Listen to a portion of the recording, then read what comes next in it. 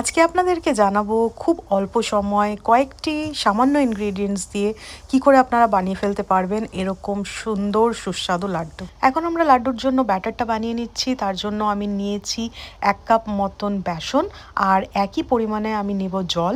আপনারা একটা measuring cup ব্যবহার করে নেবেন এরমভাবে, কারণ জলের পরিমাণটা কিন্তু খুব ইম্পর্ট্যান্ট এখানে। বেশি জল হয়ে গেলে ব্যাটারটা লুজ হয়ে যাওয়ার চান্সেস থাকবে আর তখন কিন্তু লাড্ডুটা ভালো মতন তৈরি হবে না। আপনারা এটার কনসিস্টেন্সিটা দেখে নিলেন, ঠিক এইভাবেই আপনাদের ব্যাটারটা রেডি করে নিতে হবে।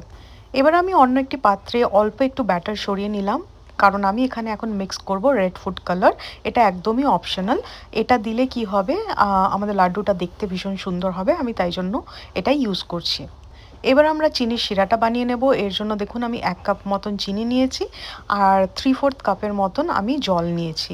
মানে যতটা চিনি নেবেন তার থেকে একটু কম আপনারা জল নিয়ে নেবেন। তার সাথে আমি মিশিয়ে দিচ্ছি এখানে অল্প একটু কেশর আর দিয়ে দেব এখানে এলাচ। ব্যবহার করছি এখানে আমি ঘি, 1 চামচের মতন আমি ঘি নিয়ে নেব আর এই চিনির শিরাটার মধ্যে আমি মিক্স করে দেবো। আপনারা যখনই চিনির শিরা বানাবেন তখন একটু লেবুর রস ব্যবহার করতে পারেন। এতে কি হয়, চিনিটা সলিডিফাই হয় না আর এরকম লিকুইডই থেকে যাবে। দেখুন আমি এখানে একটা প্লাস্টিকের কোন বানিয়ে ব্যাটারটা এর মধ্যে রেডি করে নিয়েছি। নিয়ে আমি এখানে গরম তেলের মধ্যে আলাদা আলাদা করে ফ্রাই করে নিচ্ছি। কিন্তু আপনাদের কাছে যদি ঝাঁঝরি হাতা থাকে আপনারা সেটা ব্যবহার করে এরকমভাবে ছোট ছোট বুন্দির মতন বানিয়ে নিতে পারবেন। দেখুন আমার বেসনের ফ্রাইগুলো এরমভাবে তৈরি হয়েছে। তো আমি এটাকে ছোট ছোট পিসেস করে নেওয়ার জন্য একটু গ্রাইন্ড করে নিচ্ছি। এটা আমি খুব হালকা গ্রাইন্ড করে নেব, যাতে একদম পাউডার না হয় সেটা কিন্তু একটু মাথায় রাখতে হবে। চিনির শিরাটা উষ্ণ গরম রয়েছে, এর মধ্যে এবার আমি মিক্সচারটা দিয়ে দিলাম। এবার গ্যাসটা মিডিয়াম ফ্লেমে রেখে আমি এই বুন্দিগুলো চিনির শিরার সাথে মিক্স করতে থাকবো। আমি 4 থেকে 5 মিনিট এটা মিক্স করব।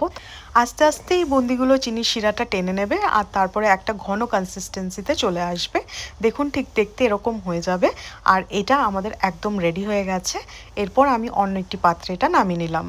ব্যাস, আর কি, এই তো আমাদের ফাইনাল স্টেজ এসে গেছে। এবার আমাদের লাড্ডু করে নেবার পালা।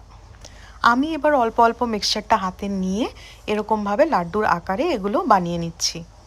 আমি লাড্ডুর সাইজটা একদম মিডিয়াম রেখেছি, বাট আপনারা চাইলে এটাকে ছোট বড় আপনাদের প্রেফারেন্স অনুযায়ী করে নিতে পারবেন। কি দেখতে কেমন লাগছে এবার বলুন তো দেখি। আপনাদের কাদের কাদের লাড্ডু পছন্দ আমাকে কিন্তু কমেন্টে জানাতে একদম ভুলবেন না। তো আপনারা দেখতে পাচ্ছেন আজকের আমার ওয়াইফ পিয়ালি লাড্ডু বানিয়েছে। এবার আমি খেয়ে এটা বলবো কেমন হলো।